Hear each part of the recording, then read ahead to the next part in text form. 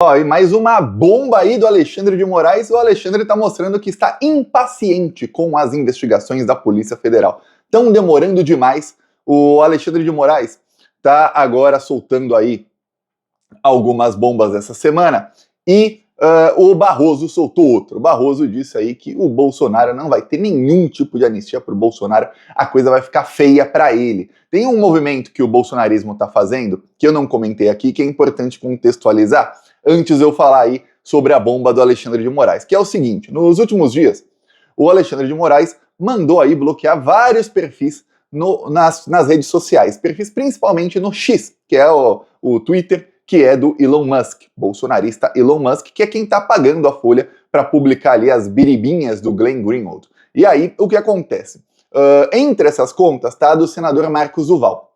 Aí o Twitter se nega a deletar essas contas. Diz o Elon Musk que isso é censura. O mesmo Elon Musk que deletou conta de centenas de jornalistas na Arábia Saudita a mando da ditadura saudita. Mas ele não vai falar não pro ditador da Arábia, né? Pô, aí não é censura. Aí é ok. Você vai em qualquer país da União Europeia, a conta pode ser deletada se a pessoa falar alguma coisa que é contra as leis da União Europeia. Mas aí não é censura. Mas deletar a conta de quem está pregando o golpe de Estado e dizendo que a eleição foi roubada até hoje, aí é censura. Esse é o Elon Musk. Aí o que aconteceu? O Elon Musk saiu emitindo uma nota aí, compartilhando uma nota do oficial aí do Twitter, dizendo que o Twitter está encerrando suas operações no Brasil. Então o Twitter fechou o seu escritório no Brasil e os funcionários foram todos para Miami. Ou seja, é uma rede que está lá no Brasil, se você for lá no site, no aplicativo está lá, mas que não quer mais saber das leis brasileiras. O Eduardo Bolsonaro então foi às redes dizer que o Twitter, como é uma empresa americana, tem que estar aí sujeito às leis americanas e não às leis brasileiras. Ele fala, peraí, o conteúdo está em rede nacional no Brasil, não interessa se o servidor está nos Estados Unidos. Pois bem, são os bolsonaristas aí querendo o quê? Querendo que o X seja banido pelo Brasil para que possam chamar o Alexandre de Moraes de ditador. Olha, ele baniu uma rede social inteira por conta disso. Só que tem lei. Não querem cumprir a lei, tem que ser banido mesmo. O que acontece é que ele está impondo multas aí, multas cada vez maiores, e hoje ele vai bloquear as contas do X. É isso que vai acontecer, e aí todo o lucro que o Elon Musk tiver no Brasil vai para o beleléu. O que acontece é o seguinte: esse movimento está aí incendiando os bolsonaristas, porque o Bolsonaro quer fazer um protesto do 7 de setembro com muita gente lá. O Bolsonaro mandou, olha, eu vou falar, o pior interlocutor possível nesse momento. O Bolsonaro convocou o Tarcísio para sondar ministros do STF se tem possibilidade de prisão do Bolsonaro ou não, e em troca de não ser preso, o Bolsonaro vai aliviar no discurso que ele vai fazer lá no 7 de setembro. Só que o Tarcísio, ele é o principal suspeito de ter sido quem vazou as mensagens aí do Talhaferro. Por quê? Porque saiu matéria no Globo de uma colunista bolsonarista, saiu também no Metrópolis de um colunista bolsonarista. Lembre-se, 2 bolsonaristas que dizem que os assessores do Alexandre de Moraes suspeitam que foi o próprio Talhaferro que vazou as mensagens porque ele foi demitido sumariamente depois de ser preso. Só que o Talhaferro disse aí a reportagem o seguinte: olha, o meu celular ficou 6 dias apreendido indevidamente e ele foi apreendido numa delegacia e devolvido em outra. E eu não participei da tal deslacração do celular. Ou seja, o celular ficou apreendido e ficou viajando. Tudo leva a crer que esse celular foi deslacrado, que eles puxaram os dados do celular dele, aí lacraram de novo e devolveram ele em outra delegacia. Não tiveram nem o cuidado, a polícia do Tarcísio, de levar o celular para a mesma delegacia depois de deslacrar e tirar os dados do celular, sabe-se lá onde, que não foi feito na delegacia, é feito em algum lugar especializado. Olha só isso aí. Então, o Bolsonaro convocar o Tarcísio para ir lá sondar se ele vai ser preso é o pior interlocutor possível, porque qualquer pessoa que tenha 2 neurônios liga o A com o B e fala, pô, é muito mais fácil a polícia ter vazado isso aí, a polícia do Tarcísio bolsonarista, do que o cara que é ex-funcionário do Alexandre, que ainda tem uma carreira e não vai querer se queimar para sempre com um vazamento desse, porque senão ninguém nunca mais vai querer trabalhar com ele. Outra coisa aí que que leva a crer que não foi ele, é que faz 2, 3 semanas ele publicou no Instagram dele uma foto do livro do Alexandre de Moraes autografado pelo Alexandre, dizendo um abraço para um amigo. Quer dizer, eles mantêm ainda uma relação, nem que seja informal, mas a ponto dele postar o livro ali do Alexandre de Moraes, tudo mais. Não parece alguém que teria vazado coisa contra o Alexandre, mas tá. Aí o Bolsonaro tá aí com medo de ser preso. Eis que o Alexandre de Moraes chega e faz o seguinte: então o Elon Musk tá me atacando, o Twitter tá fazendo de tudo, a rede social tá fazendo de tudo para ser banida do Brasil em período eleitoral, para que os bolsonaristas digam que é ditadura. E lembre-se, não tem só política no Twitter. Tem gente que vai no Twitter porque gosta de futebol, tem gente que vai lá para... Aliás, o que mais tá nos trend topics, que não tem nem como na política, nem em época de eleição, ganhar disso, é o futebol. É gente que gosta de futebol e vai lá acompanhar notícia, ver gol, discutir, xingar, etc. Tem gente que vai lá porque gosta de música, de artista, tudo mais. Não é só política. Então, é um baque tremendo deletar uma rede social, mas a rede social está fazendo de tudo para que isso aconteça. E aí o que acontece? O Alexandre de Moraes chegou e falou: tá bom, então vamos soltar outras bombas aqui. Ele pediu para a Polícia Federal agora o relatório, se não tiver relatório final, ele quer o parcial de como está nesse momento da investigação de autoridades que se omitiram quanto ao 8 de janeiro, ou seja, que autoridades que fizeram com que tudo aquilo lá, aquela tentativa de golpe fosse possível. Pois bem, os principais investigados são Ibanez Rocha e Anderson Torres, mas tem um que também está aí, deve sair aí, aparecer nesse relatório, que é o Augusto Aras. Quando o Gonê ele assumiu a Procuradoria-Geral da República, ele falou que eles iam para cima desses terroristas todos e também de quem se omitiu para permitir que isso acontecesse. Quem, pergunto eu a você que está assistindo, quem é a pessoa que mais se omitiu durante o governo Bolsonaro, não só aí no caso da tentativa de golpe, mas em muitos casos? Senhor Augusto Aras. Então, espera-se que o Aras também esteja aí nesse relatório. O fato é que agora o Alexandre vai para cima do Ibanez, governador do Distrito Federal, bolsonarista, e do Anderson Torres. E aí, e isso foi pedido do Procurador-Geral da República, que falou: peraí, eu quero esse inquérito aqui também. Que aí um inquérito se liga com o outro, que se liga com o outro, e aí eu faço a denúncia contra todo mundo junto. E aí o que acontece é o seguinte: o governador do Distrito Federal, o Ibanez, ele nomeou o Anderson Torres como secretário de Segurança Pública, logo depois que o Bolsonaro perdeu a eleição. E aí, o Anderson Torres, como secretário de Segurança Pública, ele desmantelou toda a polícia para que no dia 8 não tivesse polícia nenhuma, e aí ele foi para os Estados Unidos, 2 dias antes. Por quê? Porque o plano dos bolsonaristas era que nenhum deles estivesse no Brasil, para se der errado, ele estava em outro país e eles tinham um álibi, né? Pô, eu não estava nem lá, como é que fui eu? Pois bem, o Anderson Torres foi preso, acabou soprando alguma coisa, foi solto, só que tem um que era o chefe do Anderson Torres, e não foi preso. Ficou afastado 90 dias, mas faltou a prisão dele, que é o governador do Distrito Federal. Agora, o Alexandre vai para cima dele, por quê? Porque quando a coisa começar a feder pro lado do Ibanez Rocha, o Ibanez Rocha vai ser obrigado a dizer: peraí, meu amigo, você fez tudo aí, você era o governador, o chefe de todo mundo, você montou toda a estrutura, aliás, desmontou a estrutura para que aquelas invasões fossem possíveis. Você fez isso sozinho? Saiu tudo da sua cabeça, senhor Ibanez?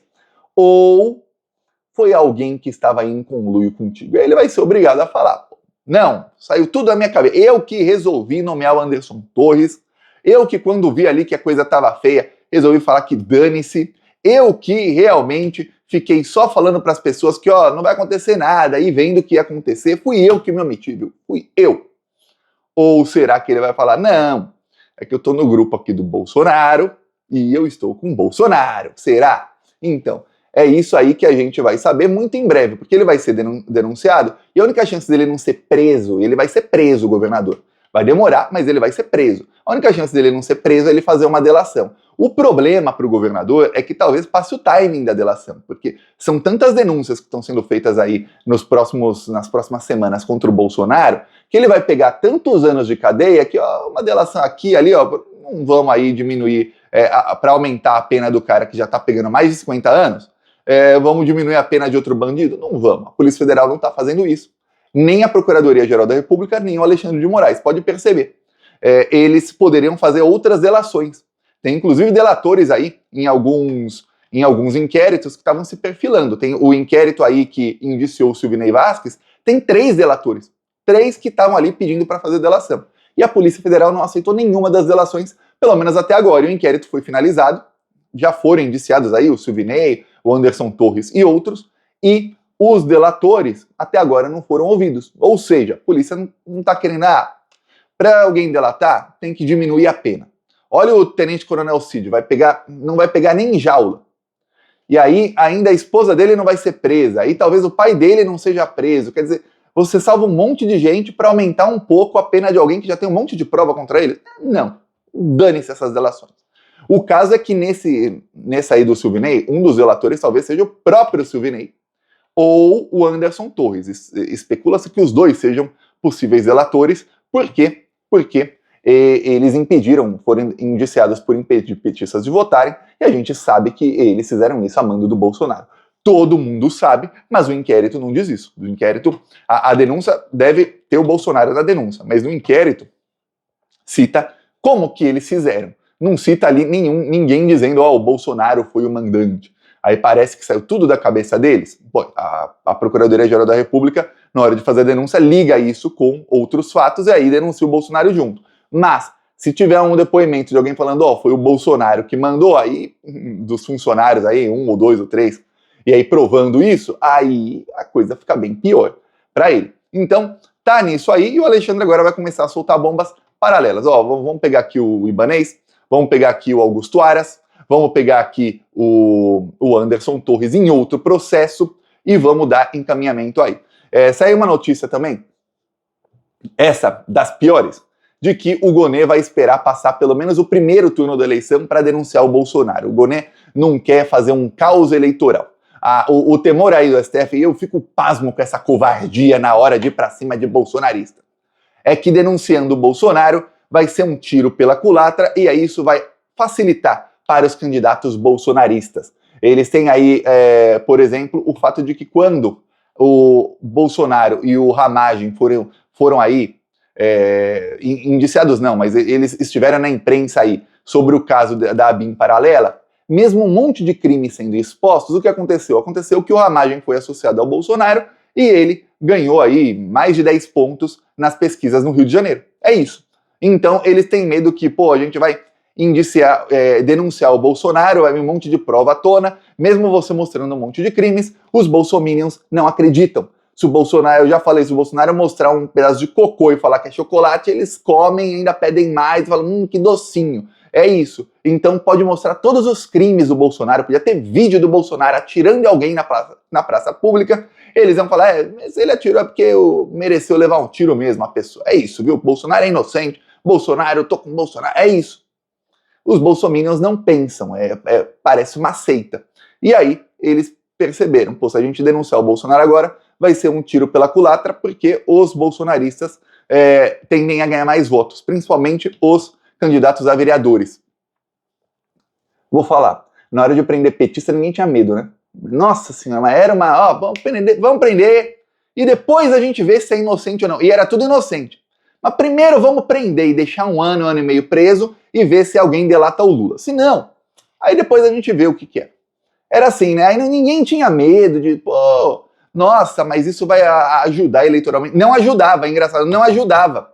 Até digo, análise burra. O Ramagem, o Ramagem ganhou 10 pontos. Ele ia ganhar 10 pontos na campanha. Ele sendo associado ao Bolsonaro, com crime ou não, ele vai ganhar os pontos ali dos candidatos, que os candidatos bolsonaristas tendem a ganhar em todo o Brasil. Em alguns estados, algumas cidades mais, porque tem mais bolsominion, e outras cidades menos. Agora, seria um fato de falar, nossa, realmente ajudou o Ramagem. Se o Ramagem ganhasse uns 30 pontos, e a pesquisa mostrasse que o Eduardo Paes não ganha mais no primeiro turno por causa da exposição do Ramagem ao lado do Bolsonaro, e se mostrassem pesquisas anteriores, tem várias, que perguntam, nossa, e você votaria no candidato do Bolsonaro? Sim ou não votaria de jeito nenhum. E se essas pesquisas mostrassem que o Ramagem subiu acima do do limite ali de candidatos apoiados pelo Bolsonaro. E o limite ali no Rio de Janeiro de candidatos apoiados pelo Bolsonaro é de 40%. E o Ramagem não tá com 40%. Se o Ramagem aparecesse com uns 40%, que é o limite, você fala, nossa, expôs muito o Ramagem, mas no caso estava expondo ele. Você denunciar o Bolsonaro, expõe o Bolsonaro, não expõe o Ramagem. Mas enfim, expõe o Ramagem ao lado do Bolsonaro, ele ganhou tantos pontos, mas ele continua com 20 e poucos. O Eduardo Paes continua ganhando no primeiro turno, então não mudou nada. Só mudou que mais bolsominions sabem que ele é o candidato do Bolsonaro. Agora, pode ter até sido pior. Talvez, sem a exposição dos crimes dele, ele tivesse alguns pontos a mais. Essa é a análise aqui que faço eu. Mas, para atrasar processo de golpista, aí, nossa, aí todo tipo de análise, por mais burra que seja, vale. Então, só aí, depois do dia 1º de outubro, que o Bolsonaro deve ser denunciado. E dependendo aí do andar da carruagem, depois do segundo turno da eleição. É isso aí, ó. Paulo Gustavo Gonet. Mas o Gonet tá com um receio enorme. Alguns dizem aí que ele tá com um receio enorme dele fazer uma denúncia apressada, que não seja extremamente minuciosa, e que lá na frente os ventos políticos mudem e o processo venha a ser anulado porque a denúncia estava mal feita. Olha, se os ventos políticos mudarem a favor da extrema-direita, o Gonet pode fazer a melhor denúncia da história da humanidade, daquelas que fariam juristas do mundo inteiro chorar de tão bonita a denúncia que ele fez, de que juridiquês bonito, quantos indícios, que não interessa. Se o jogo político um dia mudar para a extrema-direita, eles vão anular tudo e salvar o Bolsonaro. O que deveria fazer é apressar isso aí para prender logo o chefão da quadrilha. Quanto antes ele estiver preso, menor a possibilidade dele tentar dar novos golpes de Estado, que é o que ele está fazendo nesse exato momento. Está convocando os terroristas. Para nossa sorte, eu digo sorte mesmo, ele não está conseguindo. Todo lugar que ele vai está sendo um fracasso pior que o outro. Ele achou aí que com essas notícias aí, essas biribinhas aí do Glenn Greenwald, né, de bomba não tem nada, que ia lotar. E aí ele foi lá em Natal, 2 lugares diferentes, foi um fracasso total. Ele tá indo, em cada lugar que ele vai, tá um fracasso pior do que o outro. Então essa é a nossa sorte, viu? Porque se tivesse lotando, se tivesse bombando mesmo, se o Bolsonaro tivesse com a popularidade aí que ele finge que tá, olha, eu vou falar, o golpismo estaria a toda no Brasil. Não tá porque, realmente, parece que muita gente acordou e até os bolsominions são meio assim. Os bolsominions mais radicais acham que o Bolsonaro é frouxo, então ele tá perdendo apoio de todo mundo. Eu peço aí sua inscrição no canal. Falou!